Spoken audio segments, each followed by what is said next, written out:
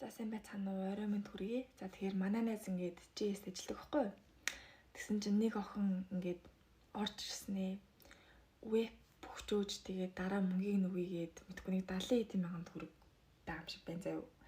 Тэгсэн чинь морой алга болсон. Дараа үе за одоо өглөө гэснээр ингээд алга болсон гинэ. За тэгээд энд ингээд зураг нь байна.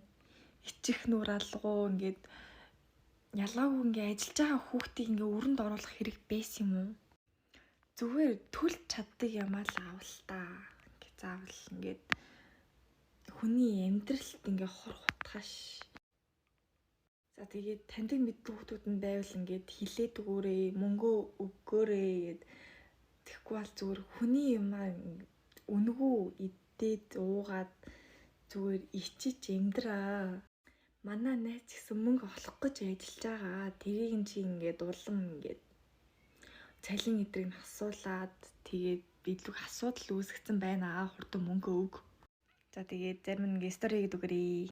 Таньдаг мэддэг хүүхдээ бол ингээд комментанд нэрийг нь бичээрэй.